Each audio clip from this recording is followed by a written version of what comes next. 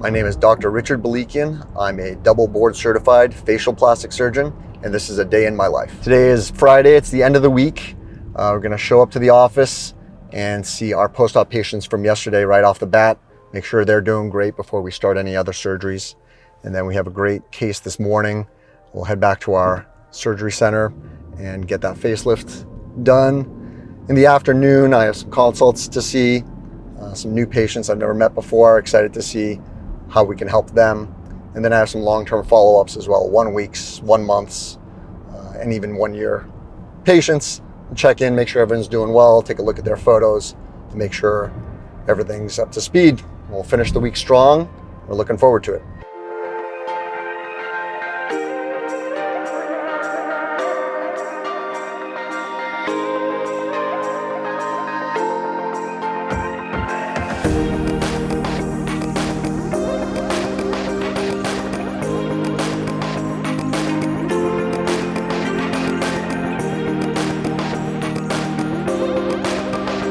It's important for me to have a healthy start to the morning to be at my best. I like to practice what I preach. I tell our patients, if you want a good recovery, you have to be healthy. If I wanted to have a good, successful day of surgery, I need to be healthy and focused in the morning. To me, that's working out in the morning, getting to work, having some solo time in my office with my water, make sure I'm hydrated, and reviewing the patients I have for the day. That includes today, our surgery patient, and I really am gonna dive deep into their chart one last time, make sure I'm on the same page with the patient when I see them in pre-op, and be set up for success when we're operating.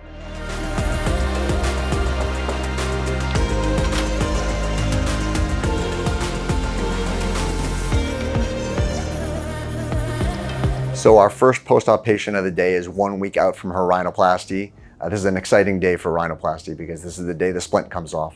So she's really excited. She had a big hump and a droopy tip, and we kind of lifted that all up, made it look really pretty and fit her face naturally.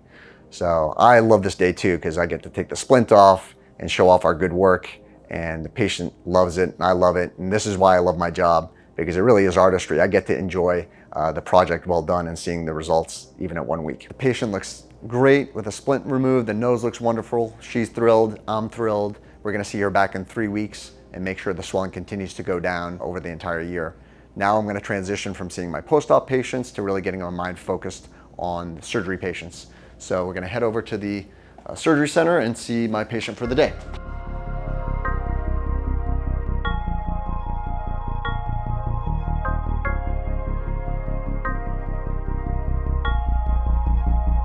My facial plastic surgery practice is 100% cosmetic.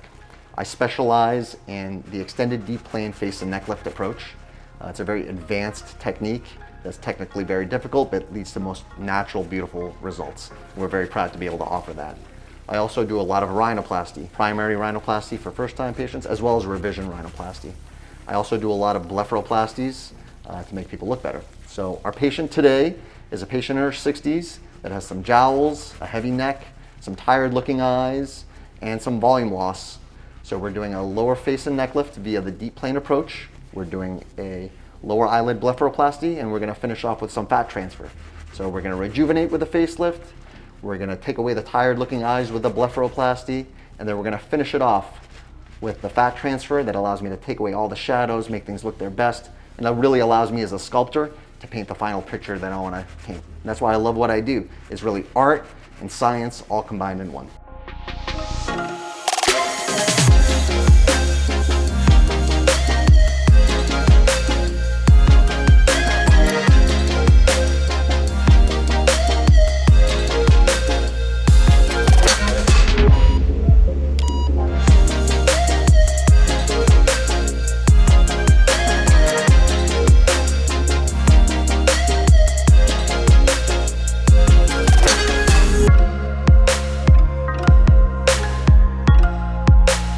We're done with our first case of the day, the lower face and neck lift with the deep plane approach.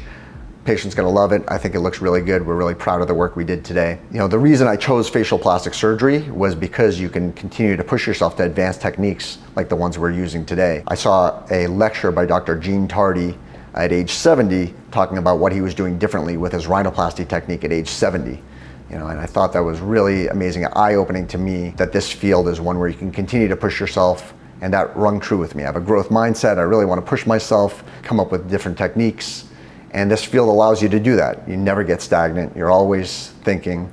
And I learned from so many mentors and going to CME classes and talking with my colleagues. We all have such great insights that we can really push ourselves to get the best results possible. And it's a constant journey to get better and better and better. And that's what I like in my profession. In facial plastic surgery, the first consult is everything. It gives me a chance to evaluate the patient's goals and motivations and make sure I'm gonna deliver what they're hoping for. It gives me a chance to do a full physical exam that's artistic by touch and feel and really come up with my ideas artistically of what we're gonna do. When I do that, I look at 3 different ways we age. We age with gravity changes that need to be lifted, like facelifts and brow lifts. We also age with volume loss, where we shrink from a grape to a raisin and we need to fill fat into those areas. And we also age with texture changes to the skin, where we have to do some type of resurfacing, lasers or chemical peels. So for this patient, we do have aging in all 3 different ways. We have gravity changes in the jowls, the neck, the cheeks. This brow's down a little bit. She also has a little elongated lip. We also have volume loss in the nasolabial folds, the marionettes, and underneath her eyes. And we have texture changes to her cheeks here and underneath her chin.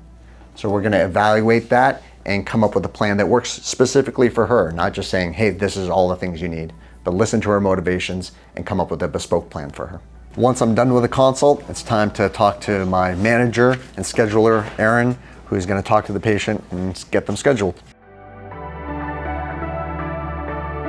Our next patient is a 1-year follow-up from rhinoplasty. I've also done an eyelid surgery on her in the past. Before I go in and see my rhinoplasty patients, I look at the notes that I took on the day of surgery. And in rhinoplasty, there's so many variations, you have to take important notes the same day visually of what you did. So I'm gonna look at everything I did for her in terms of taking down her bump and sending her nose back. And that really is gonna help me evaluate when I see her, how her results are doing compared to what I did during surgery.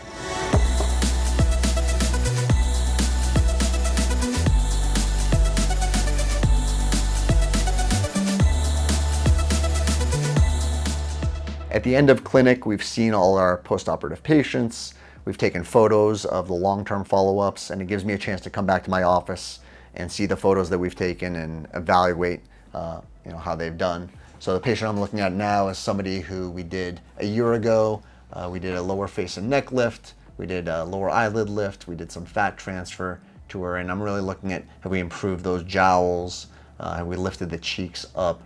Is the tiredness of the lower eyelids improved?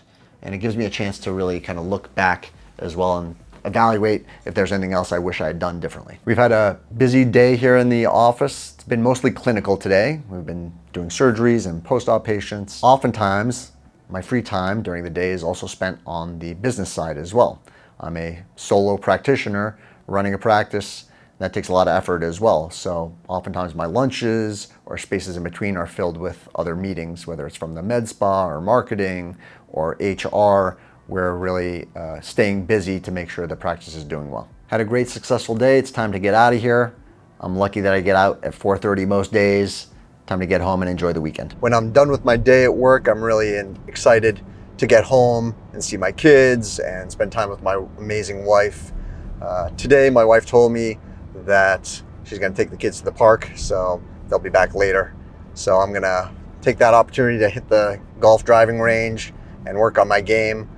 Despite my work, my score hasn't really improved, but it's still a lot of fun for me and a great way to kind of decompress in a different way. Love getting the chance to do that.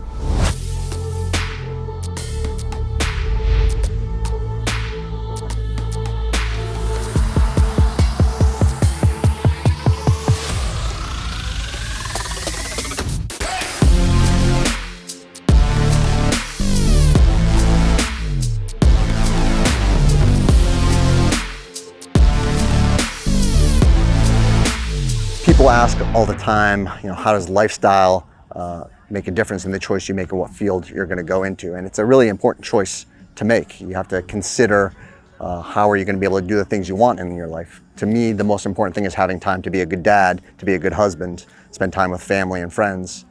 So I'm fortunate to have chosen a field that affords me banker's hours and allows me to be my own boss and determine my schedule. So you really have to take that into consideration. What are the hours? What is the call like? How much time am I spending in front of an EHR doing paperwork? And can I be my own boss? Can I determine my hours? And those are all important decisions to make as you get further in your career to make sure you're not getting burnt out.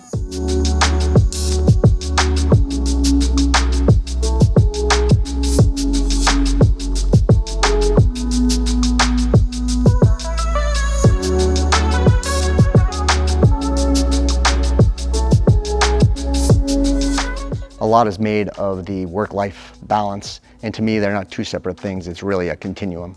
You have to have a great home life to feed into a good practice, and vice versa. To me, the bedrock of that is family life. I want to be the best dad. That's what I want my legacy to be. And I'm lucky I have an amazing wife that challenges me to attain that goal. So I'm happy at home so I can be happy at the practice. But even with that, there are things that come up in work, at home, that we need to be able to compartmentalize and not take to the other area. And it takes a lot of work. It's really hard to be present. I'm still working on it to this day, and I probably will be to the end of my life. So I've tried to start meditation and use that as a tool, and we'll see how it goes, but it's a challenge. Everyone has their own path to becoming a doctor, and each one of those journeys has their own obstacles.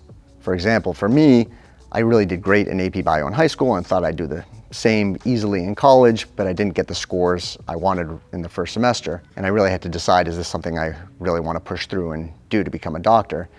And I was volunteering in the ER, and I loved it, and that really gave me the motivation to push through and stay motivated. The other situation where there was an obstacle was just residency. You're so tired and worn down, and I wish I'd worked out a little bit more, because I think it would have been easier to get through the obstacles, the ups and downs of residency. Facial plastic surgery is a unique field, a unique choice, because it allows you the opportunity to be a business owner and doctor at the same time as a solo practitioner. I'm the only doctor in the practice. We have 20 employees, and there are 3 businesses under one roof. There's the plastic surgery side, there's the med spa, and we just recently built a surgery center from scratch, and that has challenges running those businesses, but it's really fulfilling because not only do I get to put on my doctor hat, but I get to put on my business hat as well. And that allows me to live 2 lives professionally in one, which is an opportunity that when you're in a hospital, you may not get. Advice I'd give people looking to become a doctor is, don't let others tell you you can't or shouldn't do it. If you have a drive to become a physician, prove it, put in the work, prove everybody else wrong. Also be self-reflective. If you're doing your journey and you find out medicine's not for me, it doesn't resonate, don't think about what being a doctor means. Really have the courage to say it doesn't work for me. Another piece of advice is turn the page anew every day. Have a short-term memory. You can have a bad day in medical school, in residency, but you got to be able to turn it off. When you wake up the next day, it's a new chance, and you got to work best in that moment, in that day. You have to have a short-term memory and think small, do the best you can for the next 5 minutes, and as those minutes stack, you're going to be in a place that you want to be. Last piece of advice, if you're a pre-med or med student looking to take the journey to become a doctor and looking for some help along the way, visit medschoolinsiders.com.